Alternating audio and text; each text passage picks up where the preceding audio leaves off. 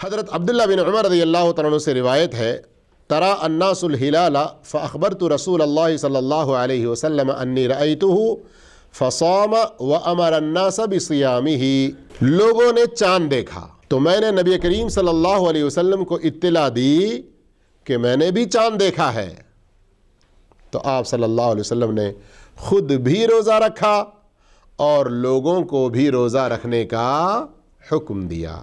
دوسری حدیث عن ابن عباس رضی اللہ عنہما ان اعرابیا جاء الى النبی صلی اللہ علیہ وسلم فقال انی رأیت الہلال فقال اتشہد ان لا الہ الا اللہ قال نعم قال اتشہد ان محمد رسول اللہ قال نعم قال فأذن فی الناس یا بلال ان یصوموا غدا۔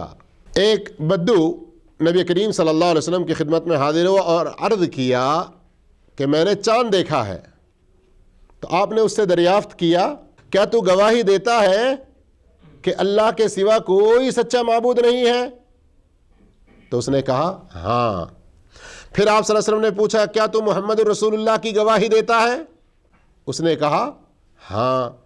تب آپ صلی اللہ علیہ وسلم نے فرمایا اے بلال اٹھو اور لوگوں میں اعلان کر دو کہ کل روزہ رکھیں۔ اس سے کئی باتیں ہمیں معلوم ہوتی ہیں۔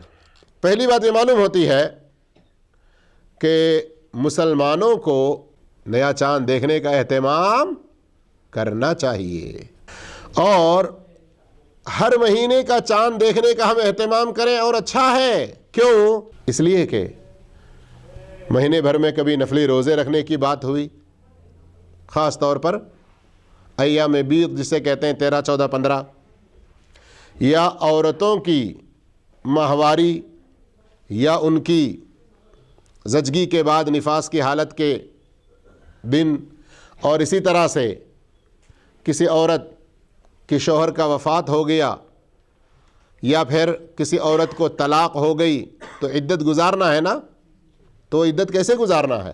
جنوری فروری کے حساب سے؟ کون سے حساب سے؟ چاند کے مہینے کے حساب سے۔ اس لیے مسلمانوں کو چاہیے نئے چاند کے نکلنے کا خیال رکھنا، اسے دیکھنے کا اہتمام کرنا، اور چاند کے اعتبار سے جو کیلنڈر ہے اس کا حساب جاننا، یہ ہمارے دین کا ایک حصہ ہے۔ دین کے کئی سارے کام اس سے جڑے ہوئے ہیں۔ دوسرا فائدہ اس حدیث سے یہ ملا کہ 29ویں شعبان کا سورج ڈوبنے کے بعد کوئی آ کر گواہی دے کہ اس نے چاند دیکھا ہے، تو اس کے بعد جو صبح ہوگی تو وہ کون سی ہوگی؟ رمضان کی پہلی تاریخ۔ سب مسلمانوں پر روزہ رکھنا فرض ہوگا، اور یہاں رمضان کا روزہ شروع ہونے کے لیے ایک مسلمان کی گواہی کافی ہے، بشرطے کہ مسلمان ہو اور فقہ ہو، اس کی بات کا اعتبار ہو۔ 29ویں رمضان کا روزہ ہم نے افطار کر لیا، اس کے بعد کوئی آ کر گواہی دیا کہ میں نے شوال کا چاند دیکھا ہے، ایک آدمی نے صرف کہا، تو اعتبار ہوگا اس کا۔ رمضان یعنی روزہ شروع ہونے کے لیے جو چاند ہے اس کی گواہی ایک آدمی دے تو کافی ہے، لیکن شوال کا چاند جس میں ہم روزہ چھوڑتے ہیں اور عید مناتے ہیں، اس کے لیے کتنے گواہ ہونے چاہیے؟ 2 گواہ۔ اس سلسلے میں کئی دوسری اور بھی حدیثیں موجود ہیں، اور یہی جمہور کا قول ہے۔ اس حدیث کے اندر اگر آپ غور کریں، توحید و رسالت،